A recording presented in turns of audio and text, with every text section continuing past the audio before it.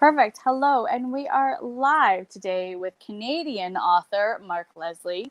With thanks over to Mickey at Creative Edge Publicity, we get the chance to speak with you. And I love supporting all authors, of course, but it's just the icing on the cake when they're a fellow Canadian as well. Hi, Mark. How are you? Hey, Nikki. Great to be here. Thanks for having me on. Why don't you tell us a little bit about your work? You are dark fiction, speculative fiction. You do a little bit of a few things. Yeah, a little bit of everything. I've been writing since I was a little kid. I've been scared of the monster under my bed my entire life, and I guess a lot of that made it into my fiction over the years. I started off with short stories. A lot of my fiction, a lot of my short stories tend to be Twilight Zone style tales, so speculative fiction. I more often associated myself with horror.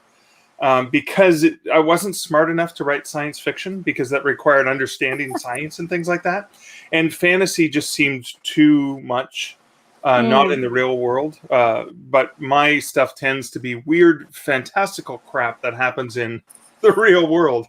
And that's kind of horror, when I was starting, tended to be the genre I associated myself with mostly. Obviously with some of the branding that you can see, Barnaby, my skeleton, and the skeletons on the shelf behind me and all that stuff. And ironically, a lot of people, when they read my stuff, they go, well, that's not horror, because they think it's going to be hack and slash, Friday the 13th kind of stuff. And I think I use a lot of dark humor in my horror. I think sometimes when you face the macabre, you sometimes can't help but be laugh. You can't, nervous laughter potentially. So I find that actually works its way into my fiction a lot. And then I also write, I've done a series of true ghost story tales, depending on your stance, or tales told as true, haunted hospitals, spooky Sudbury, creepy Capital, macabre Montreal, those sorts of books, which are sort of tomes of terror, are my favorite, haunted bookstores and libraries, right? But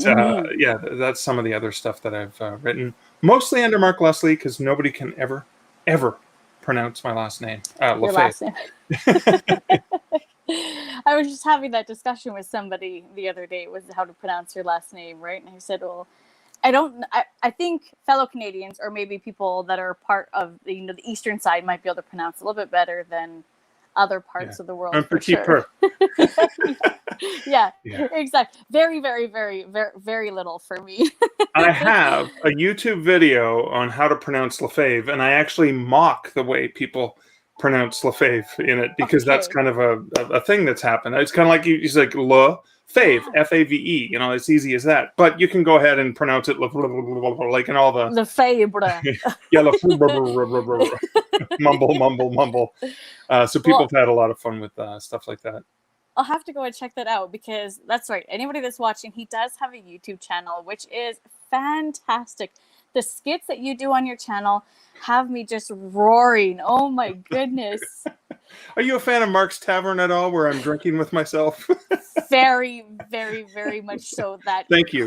Death by Coffee one, I think that one was my favorite. And then the other one was Math for Dummies. Yeah, Math for Dummies. Well, that was funny. That was based on a Bizarro comic. And one of the first really short, silly videos I did was based on Lee Rubin's Rubes, the cartoon, very much like The Far Side. And one of the ones was Exit and Dramatic Exit. And in the comic, there's a guy who kind of looks like me. He's got the same facial hair and baldness. And he's walking out the exit dramatically. So I still have the sign on my door here. It says Dramatic Exit. So I had on one door, which is the closet door, Exit, Dramatic Exit. And all I did is I panned over, and then I did the dramatic exit with a dramatic flair and music. And I posted that. But then the cool thing is I reached out to the artist. I ended up interviewing him for my podcast. And he allowed me to use it, and also shared it, because he thought it was so cool that someone created a video based on one of his cartoons. That is so awesome. I love that. Congratulations. Oh, and Joseph subscribed and hit the bell. Oh, he hit the bell. That's my favorite. Sorry. Ring that bell. Calm down. We have Linda here as well. Jay Maddox has come. Sorry, Jay, we started without you. I know that, the party doesn't start till you. We have to start over for Jay now, don't we? Yeah, that's right. Okay. All right. We're live. Oh my God, it's so great to be here, Nikki. Could you imagine? Oh my goodness. So I've got a question for you that you've probably answered time and time and time again, and you probably think, oh my goodness, I'm tired of answering this. But have you always wanted to be an author? Yeah, yeah, I always Yeah. have. I've always wanted to be a storyteller. I've always wanted to be an entertainer. I've always wanted to be creative. And yeah, so I think from my earliest days, I remember telling my parents that. And of course, my mom's advice was, well, you better get a good job then. And it was kind of funny. I remember watching, because there was in where I lived in Canada, there were two channels, two English channels, one French channel, right? We had CTV, CBC, and TV on what was it, Radio Canada? Yes, yeah. And I mean, we would always watch TV as a family. That was a thing from my old generation. And anytime there was a writer on, my mom was like, "See, they're buying nothing but Spam and Kraft Dinner and macaroni and cheese for non-Canadians." And that's kind of she's like, "You're gonna be eating that if you're a writer, because writers don't make any money." I'm like, "Oh, thanks, Mom." You have to go out and get the itchy band. It helped me because I always had that backup plan. It's like, okay, I love books. I'm a huge book nerd. Love books, love skeletons, scary stuff. But I got a job as a part-time bookseller when I was in university, and I got bit by the book bug. And I thought, okay, if I'm going to have a job where I'm doing something to support myself while I'm trying to sell my stories and stuff, why not work in a bookstore? Yeah. So I can make minimum wage and at least love what I do. and I've been in the book industry ever since. So I've been really, really lucky. I started in the book industry in 92. The year that my very first horror story was published. My very first story that was published was a YA humor piece. It was not horror. That was 1992. So I started working as a bookseller the same year that I actually got my first, $5 sale in contributor's copy. Look at me go. Oh, it's hard making money as an author for sure. Those sales, and even when you do start selling, you get just that little tiny pinch of the sale comes to your royalties. It's not fair. Well, when you're traditionally published. So the funny thing is I have like my books from Dundurn, so Canada's largest independent publisher. They retail for $25 in print, and I get 8% a year later with 30% withholding on every book that sells. However, my self-published stuff, I sell an ebook for $5 and I make $3.79, and I get it 90 days later. Yes. So it's for me anyways, embracing both sides of publishing has really helped me grow as an author, because my traditionally published books tend to sell really well in print. And, Dundurn is great. They get my books into bookstores and Costco and Walmart and all these places. And then my other stuff is basically mostly ebook sales. And so I've been able to leverage both. And I guess I've been really lucky to be able to have both. Yeah, no, absolutely. I actually just finished Canadian Werewolf in New York, which was so hilarious. And then I finished Stowe Away, and Mark was so kind, and he sent me the next one, Fear and Longing in Los Angeles. It's gorgeous. Mark, this book is gorgeous because this is like one of those naked hardcovers. Oh, and yeah. Everything about this book, it's just like, this is phenomenal quality, right down to like the font sizing. It's the perfect amount of bold for old eyes like mine trying to read at night. Yeah, no, this is gorgeous. Absolutely. And for all of us Canadians in here, because I saw Jason Weird Reads jump in as well. Linda's in here. You can see we've got the maple leaf in the back, but when you flip it over, yes, this is how you know that it's truly... Juan Pedron was my designer. I have to show you. You're going to get a kick out of this. The very first iteration of the cover from 2016 is this, which looks more literary, right? It doesn't speak of urban fantasy very much. You've got a little bit of the font with werewolf.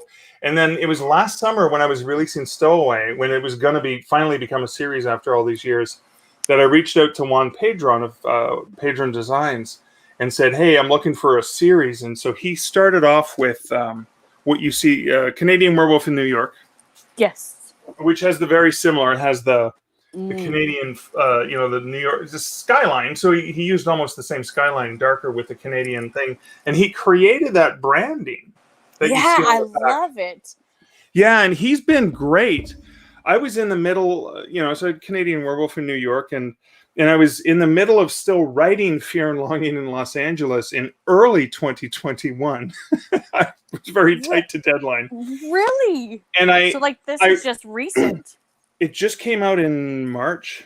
And so it's this year is relatively new, but I was halfway through it and I realized that I wasn't going to resolve the bigger story arc. I resolved the minor story arc in that one.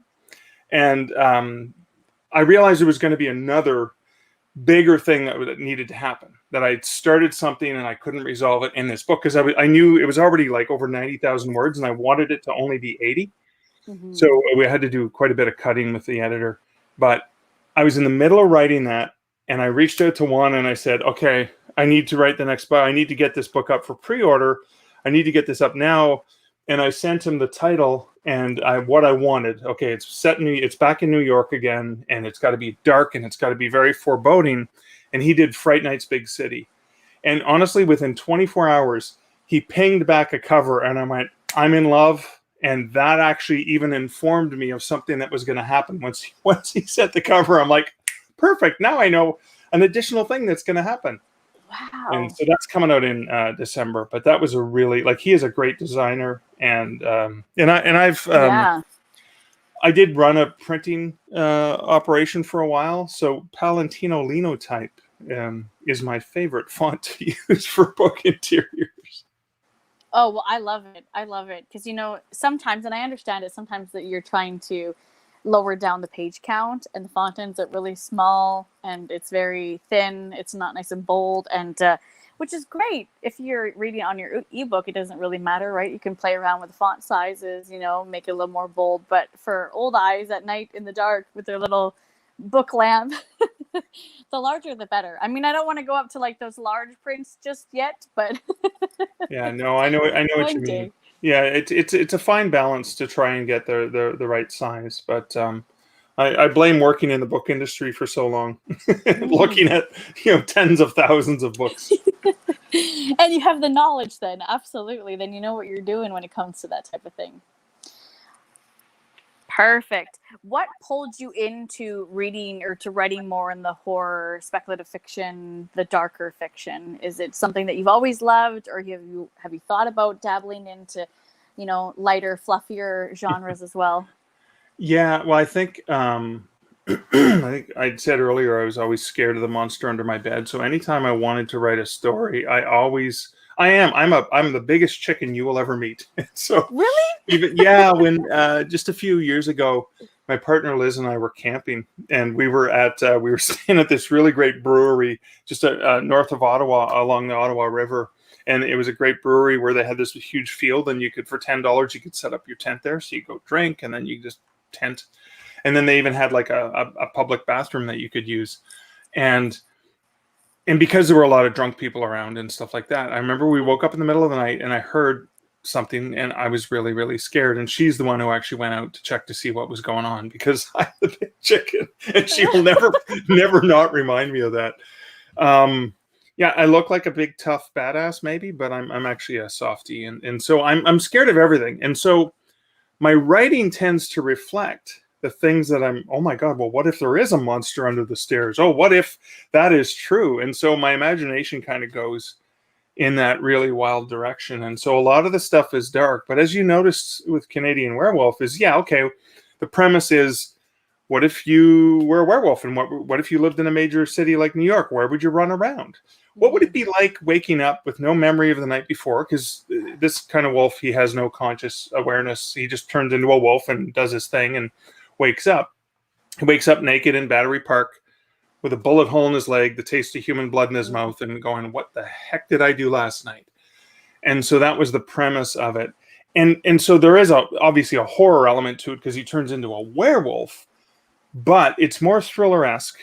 And there's a lot of, as you notice, there's a lot of dark humor in it, because even in one scene, I think it might be in Stowe Away, where he says, I wish I had Werewolves for Dummies. And I checked, and Werewolves for Dummies does not exist. I do have to let you know, though, there was a Complete Idiot's Guide to Werewolves, and I did buy it. Yeah, recently. And it wasn't all that useful in terms of my research, but it did help me a little bit. So, but it wouldn't help Michael. because it's not going to tell you what to do and how to do things. So no, absolutely. And like I said, you can feel your humor from watching your YouTube channel. You can feel it jumping off the pages. And I'm like, yes, absolutely. You could tell that it's Mark writing this. And I also love that the main character is an author himself, right? That really brings the reader aspect and, you know, the book love aspect into the story as well. I can't wait to jump into the next one. And now that I have this beautiful coffee here, I can hopefully do that maybe tonight, this evening, before I go to bed, because I just want to binge the whole entire series all at wow. once. Feels like I have to send you a little preview of where I am in writing Fright Night's Big City. So the next one in the series. But no, I'm glad you like that, because I had the voice came naturally to me. When I was writing the story, I couldn't help but inject humor in Michael's voice, in the tone, and similarly, I call him a alpha wolf but a beta human. So he is Canadian, stereotypical pushover. Yes. He will show up to apologize, and so he has these thoughts. But and there's an old saying to say, "Wouldn't say crap if you had a mouthful of it," right? So he's having these sardonic thoughts, but rarely says them unless he's in the heat of battle, because his nervous tension will come out, and he'll mock the people he's fighting, because that often puts them off their game. A technique he learned from reading Spider-Man comics, of course.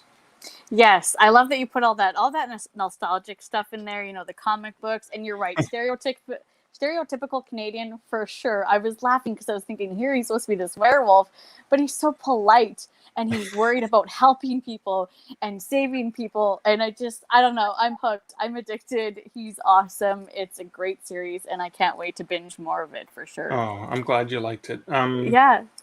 Yeah.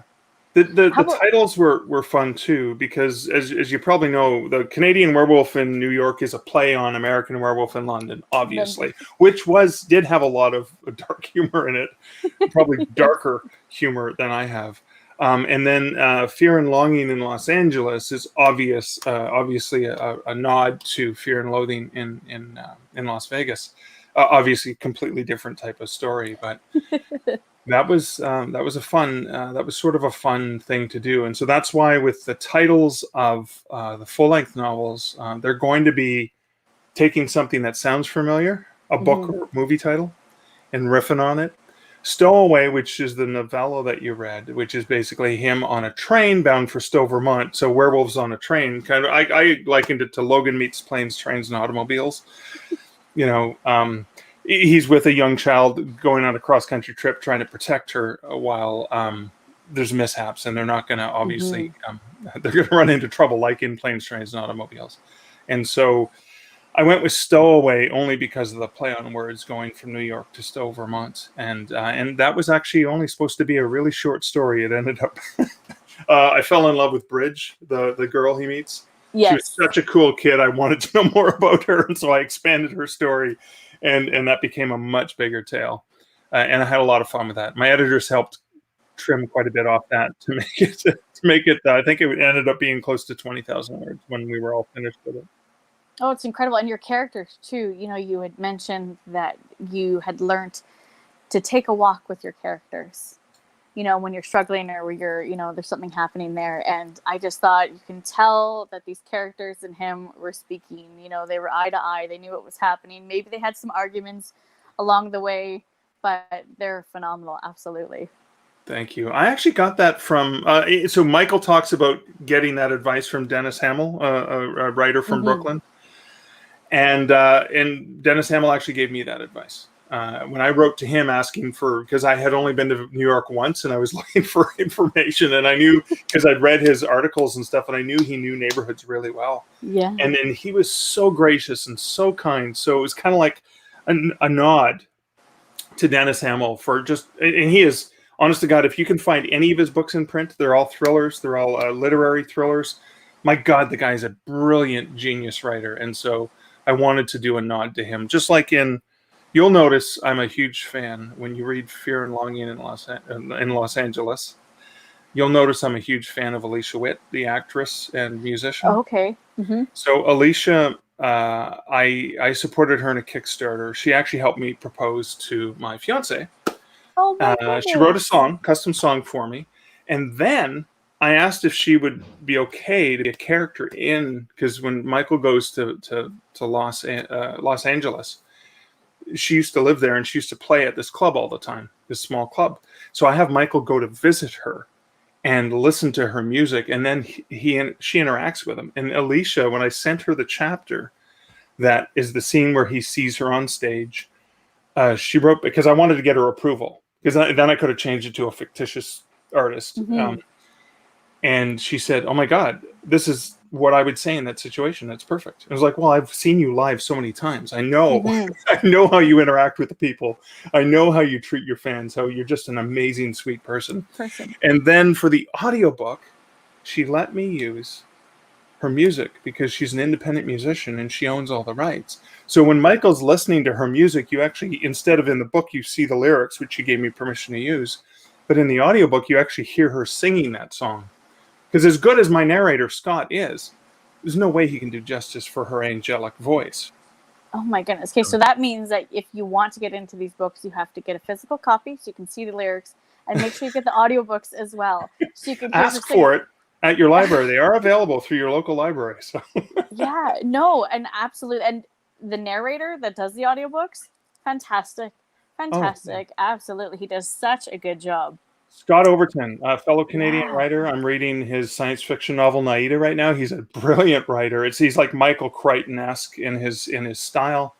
And Scott is a retired radio DJ. I met him when he came to my very first book launch in Sudbury. Showed up and he was like, "Hi, I'm Scott Overton from C whatever the station was," and interviewed me. And then we became friends shortly after that. And when I found out he was doing voices, I'm like, "Oh my God, you're the perfect voice for Michael." Yeah, that soft-spoken, but a nice enough, deep enough voice for for radio. So yeah, no, absolutely, it was fantastic. I do have a question that popped in here from Joe. He wants to know what scares Mark the most. So my dad dying was my biggest fear for most of my life, for whatever reason. The very first novel I wrote, which still hasn't been published, was about facing that fear. And then I think the very first novel I had published, not the first novel I wrote, Evasion, was a thriller. And I wrote it, probably it was about a year after my dad actually died. And I kept seeing him, or thinking I was seeing him.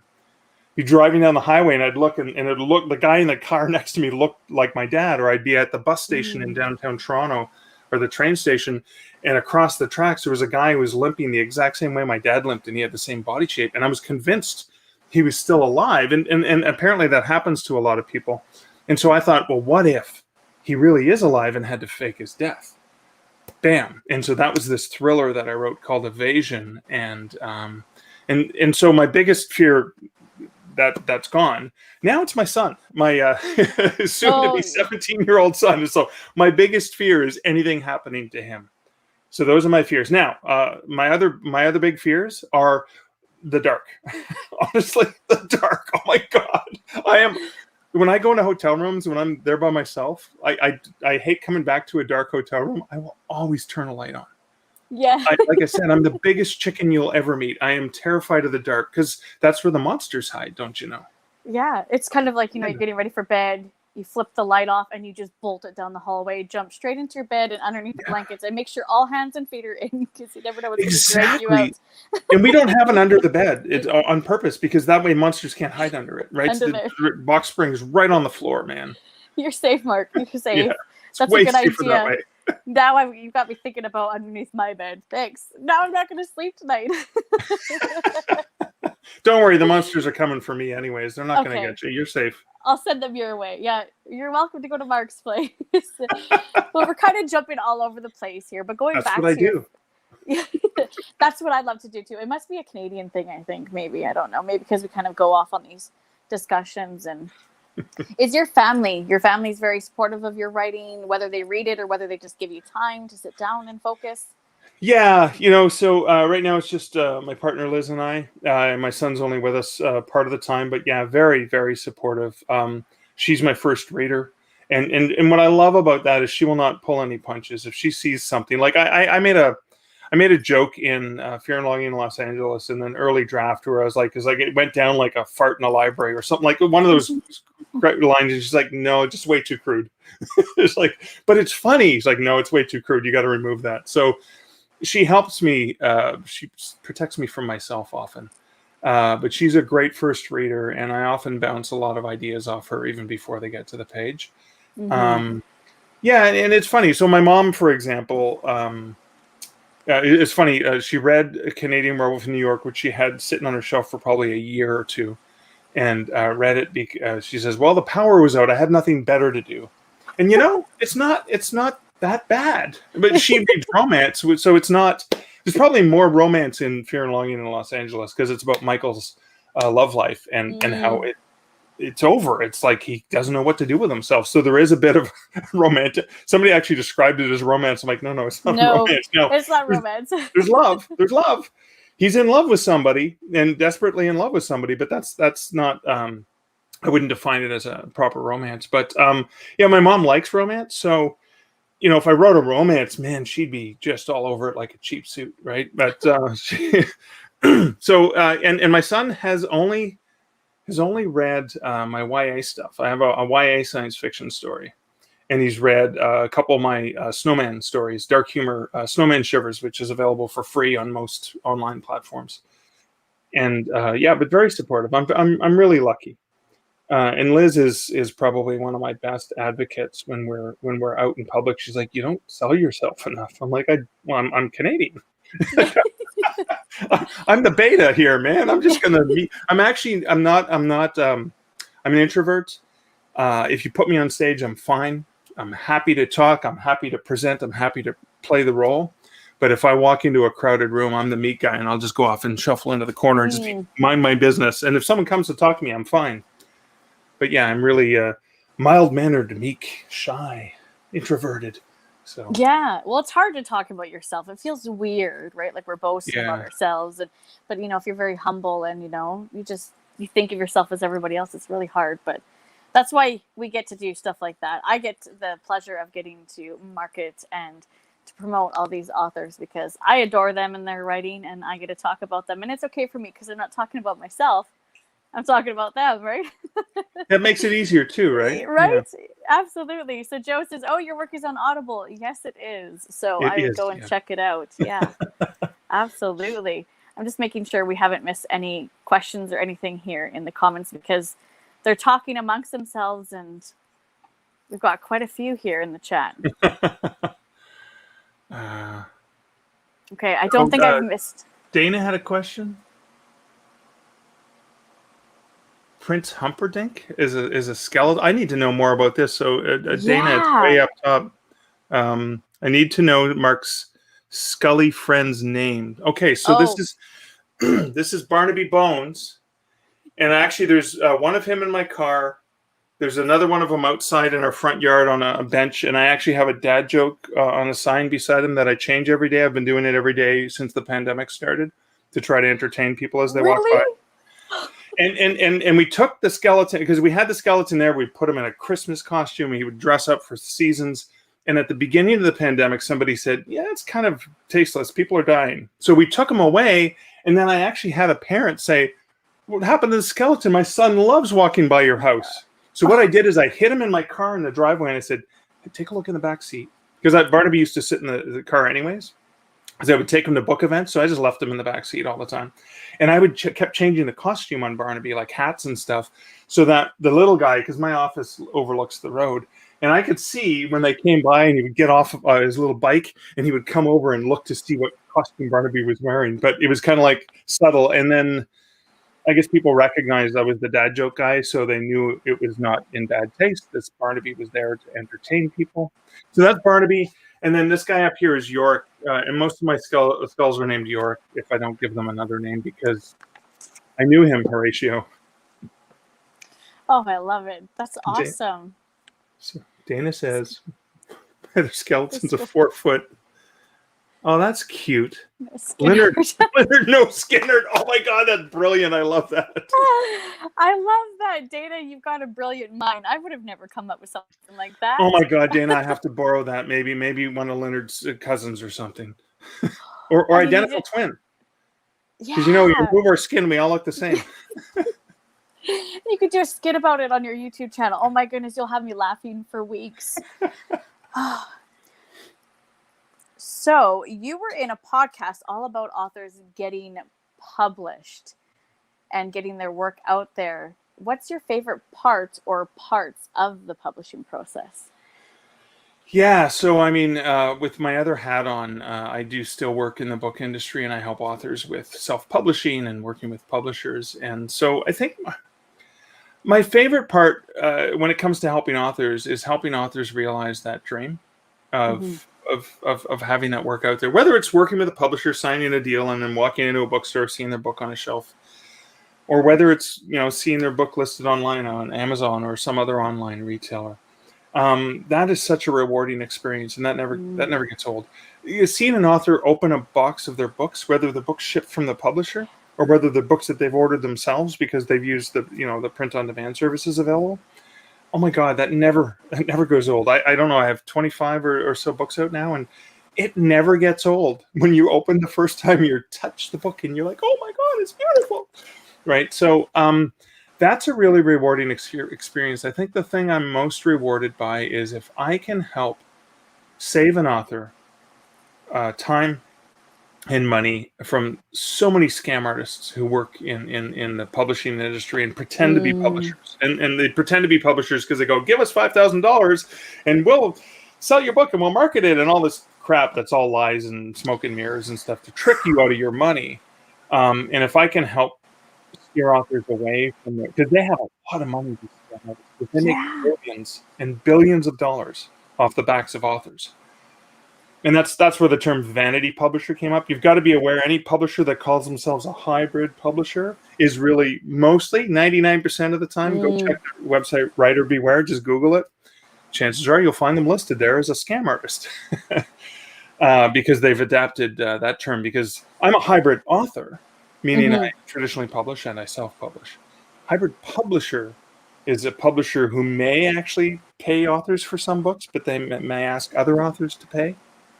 I would say if they want to call themselves a publisher, they should be the one shelling out all the money and investing in the editor and the cover designer. And you, as the author, should be doing nothing more than allowing them the privilege of publishing your book for money that they give you.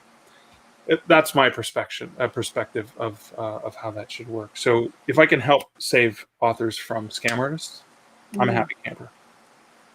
No, absolutely. That's appreciative because you hear that topic come up a lot, between publishing, whether you should self-publish or go the traditional route, what would work best for them? What are the fears? What are the goods?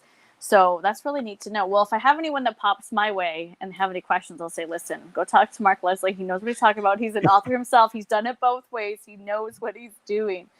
That's really good to know. Yeah, no, I've heard a lot of horror stories of what's happened to authors. And it's just scarier than anything I can imagine. Yeah, that's right. Scarier than spiders, the dark, everything, right? Spiders. I'm terrified of them. That's why I really want to be Spider-Man, but I just can't get close to spiders. The thought of the creepy crawly on your skin.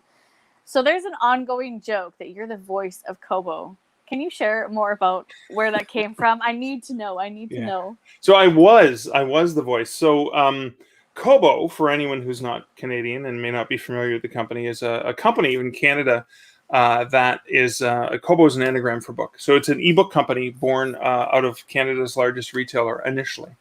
Just think of it like Kindle. Canada's answer to Kindle, basically, if for lack of a better term. And I was hired by Kobo in 2011 to come up with a solution for self-published authors. Now, I had already built a platform for Chapters Indigo when I worked at their head office, a database system that could take imports from small publishers to make it easy for small publishers to get listed in Canada's largest retailer. And so I'd already built something like that. Now I needed to build something even easier for authors to be able to self-publish directly to Kobo. And so I was hired 2011. In 2012, I launched. And I had the idea, and I worked with really smart people who did all the hard work. We launched Kobo Writing Life in the summer of 2012. And so I had been, I was the director of self-publishing and author relations for Kobo. So I was, for a lot of authors, the voice of Kobo, because I would be out on the circuit. I would be doing the talks. I'd be on the different podcasts. We launched the Kobo Writing Life podcast, and I was, for 6 years, the voice of Kobo. And a lot of times, because people could never pronounce my last name, Lefebvre, they would say, how do you pronounce your last name? I would say, from Kobo, Mark, from Kobo. That's how you pronounce my last name. It's from Kobo. And so I had to change that when I left Kobo because I'm like, whoops. I left at the end of 2017. And one of the things that had happened is, I'm so proud of, Kobo Writing Life. If you considered Kobo Writing Life like a publisher, like Random House or HarperCollins or one of the major publishers, it's a single source of titles from indie authors. Kobo Writing Life represented 1 in every 4 books sold on the platform, which was more than the world's largest publisher. Like, the volume of sales coming through Kobo, 1 in every 4 books that sells is coming from Kobo Writing Life, coming from an independent self-published author. And this is because independent self-published authors are capable of producing books as good, if not better, than books from the major publishers. And 9 times out of 10, a way better price. So you can buy like an entire series of books from an indie author for the price of 1 traditionally published book, which is why the volume is so high. Because when a reader finds a good author they love, they usually just want to get everything from them. And so I left Kobo at the end of 2017 because I did my thing. I didn't want to move up in the company. I wanted to maybe find some more time to write. So I left. Great team, brilliant team that I had hired, and they're still doing great work. I love them to death. And then I think I managed to last a year, almost a year. And then I took a part-time job consulting for Draft 2 Digital, which is an American-based company that just helps people distribute their books to Kobo and Apple and Barnes & Noble and a whole bunch of other platforms and retailers. And so I have the privilege and luxury of getting to continue to build cool things. Well, not build cool things. Work with, on the business aspect, come up with cool ideas, and then have really smart people build it, and the smart operations team manage things.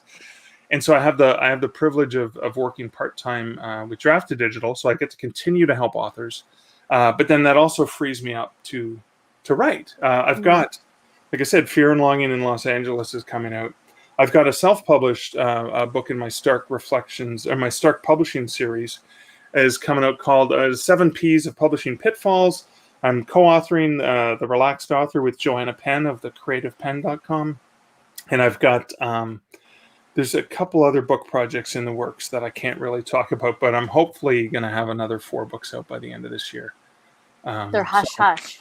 Keeps me out of trouble, I think, if I stay busy. Yeah, no, absolutely. You've got a lot going on. That's really exciting. Congratulations. Thank you so much. I won't try to poke and prod for more information on those hush-hush projects. I know that they're secret, and I know why they're secret. I love indie and self-published. I mean, I do read traditionally published books as well, but I do seem to kind of go more into reading indie and supporting indie. And for that reason that you stated, is I do find that the stories are different. They're raw, they're original, they're not a cookie cutter to what they sit next to on the shelves. Now I understand why all those traditionally published pieces are, the companies want to sell. They know what's selling at the time, and rightfully so, they are a business. But I, being an avid reader, reading 160, 170 books a year, having those cookie cutters starts to get a little old. So having this independent, self-published stuff that's raw, unique, and original, it's so consumable, and you just devour it. And so it's really neat to see that you're doing a little bit of both and getting your name out there and telling these unique, fun stories, because I tell you, what I've read so far of yours is really, really fun. Absolutely. Thank you so much. It's kind of funny when you talk about New York publishing, or Toronto, London, New York publishing, is the publishers and the marketers. They're really smart people. They're very passionate. They know what they're doing. But the problem is they're really selling books to a buyer for Barnes & Noble or Chapters in their head office to sell to the stores. Where an indie author doesn't care about those markets. I mean, they care about those markets. They care more about the niche readers. So they're not trying to hit that mass consumer, right? And so with indie authors, you can get a lot more niche. And you're like, no, I'm only going to write this kind. And they're going, well, vampire stories don't sell anymore because Twilight was popular, but now it's not. But you know what? Vampire stories have always sold. It's publishers that believe that they go up and down and up and down and up and down. But there are authors who, despite the highs and lows of vampire fiction selling, sparkly vampires, 50 Shades of Grey, any of those popular things, YA dystopian, it's like, oh, it doesn't sell anymore. Are you kidding me? Indie authors are killing it because they're delivering what readers want. They're delivering these niche categories that the big publishers are ignoring because it's like, well, we need to sell 100,000 copies. And the indie author's like, yeah, I'm good. I sell 10,000 copies and Bob's your uncle, right? I've got what I need as an author because I'm keeping 70% of it. And the reader's getting exactly what they want for a price they can afford to pay. Oh, it's very true. It really... Very true. I think technology and the advances in the author community have really expanded opportunities, not just for readers but for authors. It's a win-win-win situation, and again, publishers too, because there's great manuscripts, tons of great manuscripts that never get published because the publishers just can't possibly publish them all, not the way that they would normally do it. So. And now maybe that can open it up to them while people are self-publishing. And it's true. I always say there's a market out there for everything. There's people like me that read a little bit of everything. I read a little bit of every genre, right? So you've got it, publish it, get it out there. Yeah. Chances are I'll give it a try. Absolutely. Because you read the book based on, well, this looks like a good book, or this is an author I know. You don't go, who's the publisher? You go, no, what do I want to read? Oh, this looks good. You make a really good point there. Yeah, I don't think I ever look at it unless I, am curious after I've read it. Oh, this is really good. Who's this through? So I can keep my eye out for when there's gonna be the second or the third book. Yeah, absolutely. Yeah. Priscilla did say here that she knows someone who really did pay $5,000 to publish a book. Yeah, that's crazy. And that's on the low end too, because then they usually stick you with and we're going to do a marketing package that's actually completely useless, but we're going to sell it to you for $5,000. What are you going to do? Well, we'll send out a press release and we'll put something on a website. Well, that's not marketing. No, that's not PR. No. You can market yourself, better. You could do, the release announcements, cover announcements. Yeah. Beta or not beta readers, you could have your ARC readers out there doing their thing. Absolutely. Street teams are so. I mean, when you find, it goes back to the 1,000 True Fans, Kevin Kelly's 1,000 True Fans. If you have 1,000 people that love what you do, you can make a sustainable living as a creator. Yeah, because they're not only going to be the people who support you and are willing to buy everything you do, they're going to be the street team that's out there, rallying the troops. Like me, is like Alicia Witt. You should listen to her music. She's amazing. Like part of this novel, Fear and Loathing in Los Angeles, I'm hoping that people finish and go, oh my God, I got to go buy her music. Yeah. Right? Because she is such an amazing, honestly, she is one of my favorite musicians ever. Not just because she helped me propose to Liz, but she is just a sweetheart and an amazing performer. I fell in love with her music ages and ages ago. And so I'm happy to just sell the things I love. Mm-hmm. Talk about the authors I love, talk about the books I love. Michael Connelly as well. I love his novels. I just love, if you haven't watched Bosch, you can check it out on Amazon Prime. It's in its last season now. Oh my God. Just if you want to get a feel for why I'm a rabid Michael Connelly fan as well. Yeah, no, absolutely. Word of mouth, social media is powerful when it comes to marketing. Absolutely. I mean, I'll just scroll through my Bookstagram and buy just based off covers or photos that people have put together. It's got nothing to do with the book, but I'll pick it up, and then you know what? You get the book, you read it, you love it. So, I mean, it works. Joe says he's going to go and get your audiobooks right now, which is very exciting. Thanks, Joe. He does a lot of Joseph, driving. On YouTube, if you want to sample before you buy, you can listen to the entire This Time Around. It's on my YouTube channel, which is the 10,000 word short story that ended up getting turned into Canadian Werewolf in New York. So way you can sample without paying anything first to see if you like it. He does a lot of driving. So do I. He's usually in a truck 5 hours or so a day. So yeah, he needs lots of stuff to listen to. Yeah. Yeah, absolutely. Deep Arya's got a question for you. What are the common mistakes indie authors make that you've noticed? I think one of the biggest mistakes indie authors make is sometimes they rush something to market before it's ready. Before it's gone through a proper edit, before they've, you saw that first cover that I had for a Canadian Werewolf in New York. Yeah, I didn't understand the target audience initially. I thought, well, this can't be urban fantasy because there's a werewolf, but that's it. There's nothing else in it. It's just his day as a normal human living with the side effects. And the cover was meant to more appeal to contemporary fiction reader. But no, it was the urban fantasy readers that are like, yeah, I don't care if it's just a little bit of werewolf. We don't really see the wolf much. They wanted that. So understanding who your target audience is, who your target readers are, and just focusing on them. And that's a critical thing. Does this book solve their problem, which is looking for something great to read? I think the other thing indie authors may take the time to ask questions. The author community is so supportive, whether it's traditional published authors or indie published authors. Most authors, like I said, Dennis Hamill, genius, traditionally published author. I reached out to him, and the guy was so amazing, and he helped me and so supportive. And so many indie authors will say, yeah, I know, I remember what it was like. I'm more than willing to help you. So don't be afraid to reach out and ask questions. That's wonderful. Speaking of authors, do you have, I know you've kind of touched a base on authors that you love and that you think are brilliant. Do you have a favorite? I know it's really hard to pick one. Can I pick 10? You can pick 50. I mean, I do love Stephen King. I love most of his writing. Richard Lehman for horror. I mean, and he's passed away, but I love his stuff. It's just nonstop, fast. You can't put it down. No sense of character preservation, so nobody's safe. I love Robert J. Sawyer, Canadian science fiction writer. Love Rob's stuff. Terry Follis, again, not even in the genre. Canadian humorist. Terry Follis, again, love anything Terry writes. And again, as Joseph, who likes listening, Terry reads his own books, and he's got some great humorous fiction. Brilliant. They're all available in audiobook. Definitely worthwhile. Kelly Armstrong, Canadian author. Again, Bitten and Stolen, the first two series, and the Women of the Otherworld series. So a lot of my wolf mythology, I liked Kelly's mythology where they actually turn into wolves. They're not like standing upright. So I used a bit of Kelly, and Kelly's such an amazing person. So many brilliant authors. Again, Scott Overton, genius science fiction writer.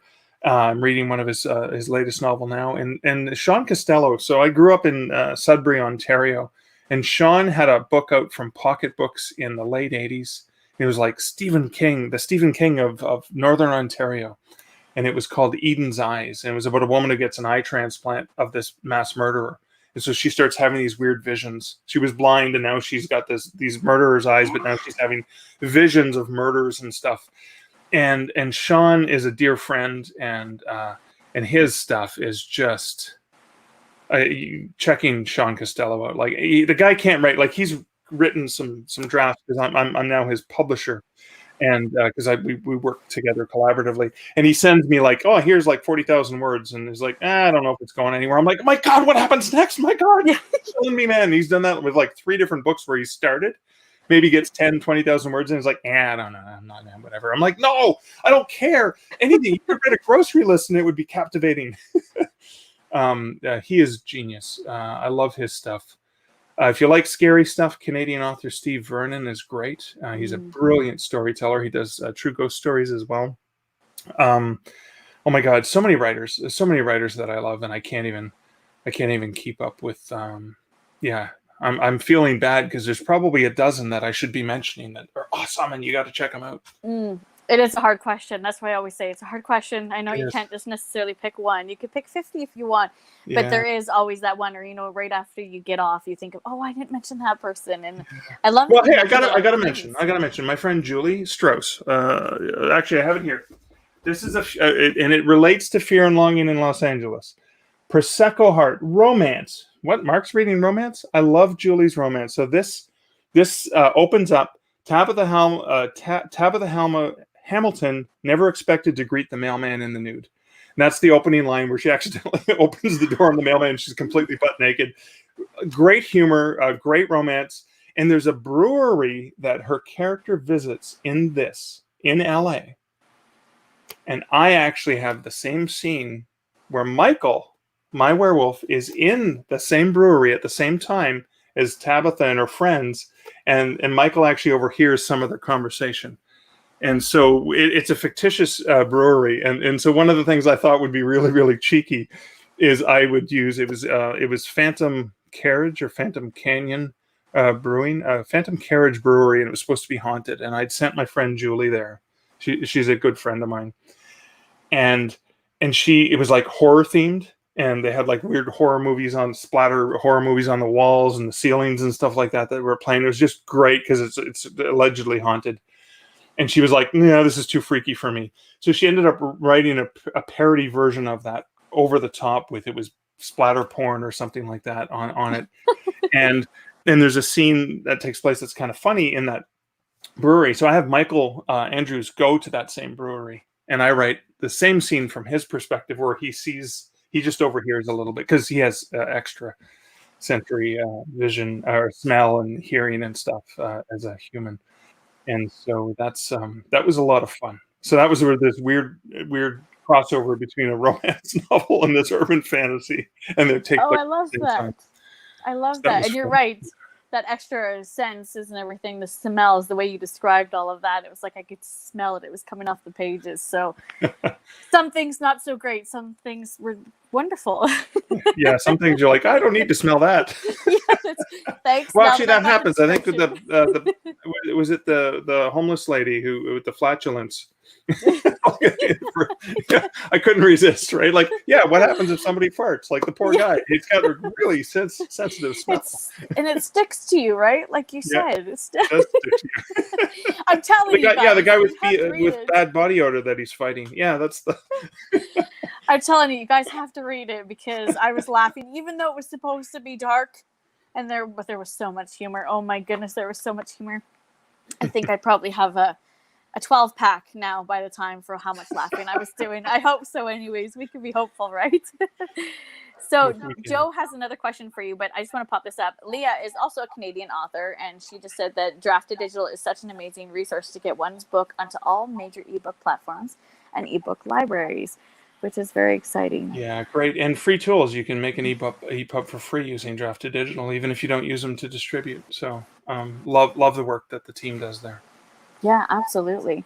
So Joe does want to know, what should authors keep in mind when marketing outside of Amazon? Oh, great question, Joe. I have a book called Wide for the Win. No, no, there is a group on Facebook, if you're on Facebook, called Wide for the Win. And there's about 8,000 members strong. And honestly, it's all about marketing on the other platforms. But here's a few things to keep in mind. Go actually browse and shop the other platforms. Go take a look at what they're like. Do they have rankings? What books do they merchandise? Get a feel for those platforms. If they have a free app for your smartphone, download it. Download the free Kobo app. Download the free Nook app. Google Play, Bookstore. Check it out. Go see what's going on. And then you'll understand the experience from a reader's perspective. And then that will help you understand the marketing a little bit better. But Wide for the Win, honestly, I learned something new every single day from that Facebook group. So many great authors there sharing some wonderful advice. Oh, that's wonderful. I didn't know that. I've never heard of that before. Yeah, it's only been out. Well, and then I ended up writing a book on that theme because I did Killing It on Kobo based on my experience on working on Kobo, how to do well on Kobo, and then. Hey, I'm a big fan of alliteration. I had to go with Wide for the Win. And Erin Wright was the founder of that movement on Facebook. And I asked for her permission to use the name because I'm like, this is perfect for me. Mm-hmm. So. That's awesome. Dana's got a question here for you. Mark, would you ever co-write a book with someone? And if so, it could be anyone other than Stephen King. Who would it be? Yeah. I have co-authored books. I've co-authored a couple of my haunted. I did Shani Krishnasamy and I did Macabre Montreal. Jenny Gillen and I did Spooky Sudbury. And Haunted Hospitals was done with Rhonda Parrish and I. And actually, all three of them asked me if I would co-write with them. And I was like, yeah, okay, let's do it. I had to look at the logistics of, hey, should we write a book? Pitch it to the publisher. In terms of, I am co-authoring a book with Joanna Penn, a nonfiction book for authors. And yeah, I would definitely co-author a book with somebody. I mean, do I get to pick someone? Yeah, you can pick anyone you want. Wow. I would love to have done something with Richard Lehman. I can't anymore. There are I mean, I would fall over backwards for an opportunity to do anything collaboratively with Michael Connolly. My dear friend Kevin J. Anderson, we're really good friends. We drink beer together. I've published his stories. He's published my stories as editors in different projects. But I've never co-authored with Kevin, and he's a great guy, and I think that would be a lot of fun. So that actually have a potential of co-authoring with him, because we know each other really well, but we've never done that. It's kind of funny. We've talked about stuff. We've sat at the bar and like, hey, I'm working on this book and I need some help, and we've talked through stuff with each other, but I've never actually co-written with him. So we'll have to send this to him. Kevin, watch all the way through. Maybe you guys. I'm actually going to reach out and say, hey, we should think about a collaboration, you and I. Yeah, no, absolutely. That kind of goes to the question that I had: alive or dead, who are 3 people that you would love to sit at the dinner table with? It doesn't have to be an author. It could be anyone that you would love to pick their minds. Neil Peart, actually a dear friend of my friend Kevin's. I've never met. He was the drummer for Rush and a lyricist, and also a writer in his own right. I would just love to have a Macallan Scotch with him. I would love to sit down with Richard Lehman. I did interview him before he died. I would have loved the opportunity to sit down with him. I've already actually sat down and had a wonderful chat with Michael Connolly. He is a wonderful guy. So I've already had that privilege. And Nichi disappeared. What does that mean?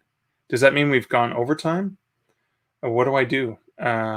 Since I can't end the show. She's back. Awesome. Okay, there's something weird happened. But you're back. It's okay. It's okay. We handled everything. See, I told you around that hour mark, the last 3 shows I've done, now 4, it kicks me out. It just the ghosts got her. The monsters got her. What do we do? What do we do? Run! The StreamYard. The StreamYard goes. Yeah. So, and then, you know what? I would love to buy Dennis Hamill a drink. I would love to buy him a drink, or coffee or whatever, and thank him for answering this fan who emailed him, and asked for some questions. And I think he's such an underrated, brilliant author. I think, and I don't think any of his books are in print anymore, and they're all amazing. Definitely worth seeking out in used bookstores. And haunted breweries, Dana. Liz and I are working on Spirits Untapped, a book of haunted bars, breweries, and yeah, we've been researching this book because we both love beer. This is actually from a place in Portland, right down the street from a haunted place we stayed at, which is also a brewery and a place you could stay overnight. But yeah, we're working on. So we have spiritsuntapped.com. We bought the domain. I've got some of my videos are based on some haunted bar places, but we haven't been able to get to them. Pandemic and all. Yeah. Hopefully, fingers crossed. We over here in Alberta, all restrictions are lifted as of July. I've been to 1st. A few places now. Actually, there's in Calgary. There's a number of places we both went to research and to try their beer, of course. Yeah, of course you have to. Absolutely. I've probably places that I've never been, but I really should go. That sounds. I love the title of that. That sounds really good. Yeah, that doesn't go with alliteration anymore.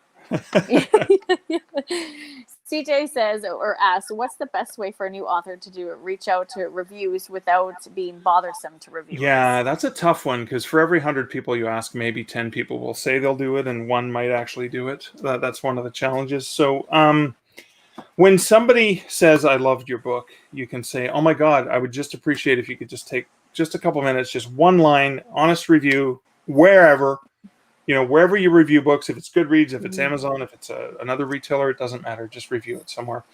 Because reviews really, really make a difference. One of the things I say in my Stark Reflections podcast is, if you like this, please share it with someone that you think would find value in it. That's it, right? Review it on a library site. If you use the library, just review it wherever you read it, wherever you've read it, because honestly, reviews make a huge difference. And I think when readers understand that and they want to help the author out, that's coming from a really great place, and so you're not really putting them out. You're just asking them for it. And again, very few of them are going to follow through. But it's not easy asking for help. But that's what it is. And I think it's okay for us to ask, just so long as it's not always ask, always ask, always ask. Hopefully, it's some give. So you're not feeling like you're always asking them for things. But especially if you've provided early reader copies or something like that, then it's okay to say, hey, I'd appreciate an honest review. And if you didn't like it, let me know what I could have fixed. Yeah, no, it's very true. And somebody will say yes, and then just be patient, because they may have a very long reviewing list. I love how this has gone about talking about you, but everyone it just admires you so much just from chatting to you for these few minutes here that they're wanting to ask questions of how to get their work out there as well. I mean, Happy to you help. are also a professional speaker, are you not? So Yes. Yeah. it Yes, I will comes. take 50 cents to speak. No, I do. I have spoken on multiple continents, mostly about writing and publishing. And every once in a while, they'll actually pay me to talk about my fiction too. Yeah. That's too funny. Okay. Dana said that I would pick Steve Perry. Good Oh, choice. Eddie Money. Canadian, Eddie Oh, Money. yes. Have a dinner with. That's awesome. Deep Oh, Arias, that's awesome. you probably would be able to answer this one better than I would. Is what Canadian folklore legend that hardly gets mentioned deserves to be written about? Oh, there's so many. Yeah, there's so many great stories and legends that I'm still learning about because I do a lot of Mm-hmm. research on true. I was doing some cryptid creature mythology stuff for a talk I was doing with the Haunted Walks group out of Ottawa, Toronto, Kingston. They were doing a virtual thing Mm-hmm. and it was amazing how many weird, we hear of the Loch Ness monster, but you know how many lakes in Canada allegedly have creatures, and different monsters in the wilderness. There's a provincial park near in mid-northern Ontario, and I'm drawing a blank on where it was, but I was fascinated that the ranger who worked there was actually sharing Sasquatch kind of stories. Really? Yeah, it was just it was so cool.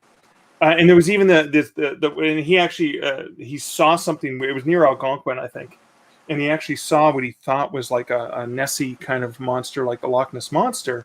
But he realized, because he had studied it, that it was actually a formation of otters, and the way that they were swimming together, it looked like the humps of a sea serpent. Oh. But because of the way he was coming around the corner with the canoe, and the mist was coming off the lake in the morning, and just the way the light reflected off the water, he goes, I could see how he thought it was a monster, Mm-hmm. but I could see how the average person who didn't understand that was a formation of otters could misinterpret that. So it was interesting to read that from the perspective of someone who really knows like the aquatic life and stuff there. Yeah, that's really interesting. I've never heard of that. I would like to see that with my own two eyes. If Yeah, I'd be ever... freaked out, man. It would be really hard to try to figure that out, or to see it and not to be able to put two and two with your eyes. Yeah, that is. I don't know. After I pooped my pants, what would I do next? I don't know. Is there any writers? I know you've mentioned, of course, authors that you admire and that you love and that they're brilliant. Is there any particular authors that have affected your writing style in any way? Yeah. So I think I think Piers Anthony from when I was young. Some of the humor in his Xanth series, some of the puns and stuff that really impacted me. And even my imagination, some of the early stuff. It was kind of funny. I went back and I reread George R. Stewart, classic science fiction novel about the end of the world. Ironically, this disease that wipes out most of humanity. It was written in the 50s originally. I reread it last year, because that's what you do during a pandemic. You read about a pandemic. And it was interesting to see, because I read that initially when I was 12 years old, and then I read it again later in life, and then I just read it again recently when I was 51. And it was amazing to see how much of my early writing was influenced by that. Now, here's one that'll blow your mind potentially. Alice Munro, Canadian literary giant Alice Munro. There was a scene in, I think it was at The Lives of Girls and Women, one of her, that I actually riffed on in my very first published horror story. And there's a scene where she talks about seeing a dead cow, and having this compulsion to touch the eye of the dead cow, the same way you would consider touching an electrical wire at a level far removed from reality. And I riffed on that in my very first published horror story, Phantom Mitch, which received honorable mention in the year's best fantasy and horror. And I was lucky enough, very lucky because of my work in the book industry, to be handing Alice Munro a Lifetime Achievement Award from the Canadian Booksellers Association, probably about 8 years ago. And I had the luxury in my speech when I was presenting the award to her to tell her how much of an impact she had on my writing. And that was a great honor that I got to, because you never get to tell your heroes how they influenced you. So that was a really great experience that I got a chance to tell Alice Munro, literary giant. And it's like, yeah, your horror story. It's like, whoa, that's kind of lowbrow. But no, she was so lovely, so gracious. But you don't often get a chance to share those sorts of things. So yeah, I'm influenced by so many of the writers that I work with too, because I'll see something they do, and I'll sit back, and it's kind of like a fine scotch that I just want to sip and go, "Ooh, I love what you did there. Can I do that? Can I do that same sort of thing?" So they don't have to be a household name author in order to impress me, because so many authors have so many different skills and talents that just resonate in such a brilliant way. You know, it's true. I'm not an author myself, and I know I keep going back to your Canadian Werewolf series. I'm going to hold up the book again. I'm sorry, you guys. This cover. I hate when you promote my book. Stop it. Stop it. No, keep promoting. Keep promoting. When I was putting two and two together, that he's Canadian and that he's got the passion and kindness that we're always told that we have, I thought, that's brilliant. You know, if I was writing something like this, I never would have thought to do something like that. I would have thought, werewolf, he's gonna be an a-hole. That's where my head would have gone. But as I read, I'm like, oh my goodness, he's so kind, he's caring, he's worried about others. You know, if he hears a damsel in distress, he's going to go help. If he hears a young child that needs a hand, he's right there. And I thought, oh my goodness, I never would have thought that. I would have thought, you know, werewolf, he's going to be angry. He's going to be mean. He's going to have that, you know, that anger resonating in him, you know, even when he's not in his werewolf form. So, or in his wolf form. So, I mean, stuff like that, you sit back and you think about it, and I'm not an author, but that's probably something that would inspire me if I was to ever write something, is to really pay attention to those details. Oh, thank you. And you did such a good job. And I keep going back to this series because this is what I've started to jump into of Mark's work so far. Thank you. Which I can't wait to read more for sure. Absolutely. Because now I'm hooked. Now you've got a new fan, and I've got to check out more and more. Well, you're going to be curious when you talk about Michael just being kind and passionate and wanting to help people, because things get really dark in Fright Night's Big City. Well, and there's got to be. I mean, there are some people that he's come across that he's just like, that's it. You've done wrong. It's not going to go so well for you. Dana says she prefers her werewolves to be kind and caring. Of course, that's how all werewolves should be. I mean, they really need to shave before they go out too, right? Yeah, that's right. That's right. Well, perfect. We have hit that hour mark. So unless everyone's got any questions that are popping up in the chat, I know you mentioned it earlier, but why don't you share with us again what you have coming up, what's in the works, and what we can expect from you? Yeah, sure. So in the Canadian Werewolf series, I've got Fright Night's Big City. It's up for pre-order on most platforms. It's coming out in December. I am halfway through writing it. I have to get that to my editor for probably mid-July. Then I need to get it back, do the rewrites, got to get it to my to Scott so he can actually narrate it, so I can have the hardcover, the paperback, the audio, the ebook, all ready to go. I'm working on a couple nonfiction books for writers. The Relaxed Author with Joanna Penn, seven publishing pitfalls, or the P's of publishing pitfalls, because I like my alliteration. I am working on, oh my God, what are some of the, I'm drawing a blank now. But I am working on a special. I'm a huge fan of planes, trains, and automobiles. And I'm working on a release for October for the fall to tie in with planes, trains, and automobiles. I'm going to give you just a bit of a sneak peek. It may look like this. And if anyone is a fan of the TV of the series, may recognize in the airport scene where John Candy is reading this book called The Canadian Mounted, which is a fictitious book. It's a prop. It was also used in Deadpool 2. Deadpool, actually, because Ryan Reynolds, Canadian. Yes. And it's a nod to that scene. It's a very cheeky nod, and you have to be really a big, huge fan to pick up on it. So I'm working on... I found out it was a prop book. It's never existed. So I actually had Pedron helped me with the design to make it look like the book from the movie. And it's going to be trivia. and all the things behind the scenes stories and trivia about planes, trains, and automobiles, and John Hughes. And I'll probably have to include some Deadpool behind the scenes because of that nod. And maybe Mickey can hook me up with Ryan Reynolds' publicist or something so he could write the intro. Who knows? That would be awesome. You've got a good attention to detail, because I didn't even. You mentioned Deadpool, and then as soon as you said it, I remember. That's the that book. part. He's like, he's gonna go into the bathroom, and he's gonna be by himself, and he's got that book in his hand. So, yeah, but I'm a huge book nerd. So when I see a book in a movie or TV show, I want to see if it's real or not. And I was like, what the heck is that book? And I've been in the book industry, and I couldn't find that book anywhere. And so that's why I mocked up the cover. I even have a little a new Stark logo that looks just like the logo on the book in the movie, because I just rewatched it again. I even have, because I'm doing research, I had to buy special edition with the DVD with the special features and stuff, and go through in detail and pull out notes from the director's commentary and stuff like that. Oh, he was brilliant. Dana does say, thank you so much for doing this, Mark. It's such a joy to get to know the people behind the pages we love so much. I agree. I don't know who it was, but I heard somebody had put up a post on Instagram one day that says, if you loved a book, don't meet the author. And I disagree with that, because there's authors that I interview on here that I haven't had the chance or the privilege to read their work yet. And then when I do dive into their work, I can feel their personality, and I can feel them coming through the pages.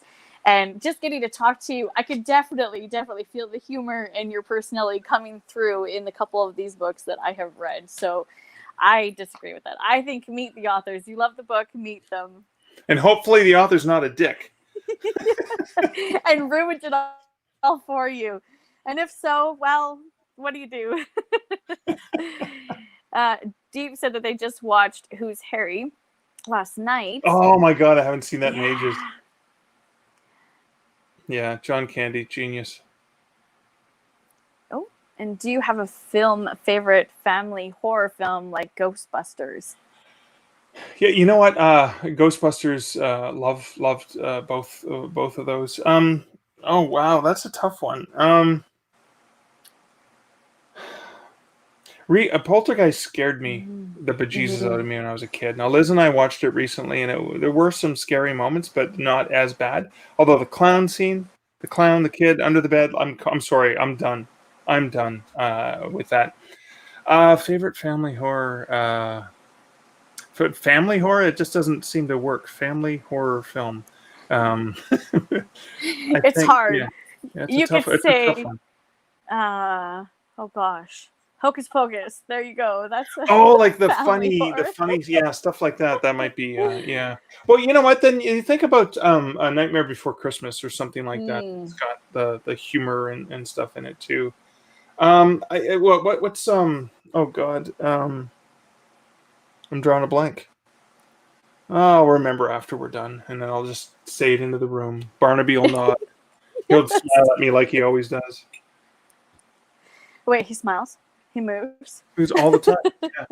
When I'm in the car, when he's sitting in the passenger seat beside me, sometimes I'll reach over under the thing and I'll wave to the kids, and my son would be like, "Dad, stop it!" I'm like, "What? They think it's funny." They're like, they think you're stupid. Way too embarrassed, and that's when you get to say, hey, the acorn doesn't fall far from the tree. That's right. Just wait, my son. You'll be telling dad jokes one day yourself. That's very true. And Joe says he's going to listen to your books tomorrow. I hope you enjoy them, Joe.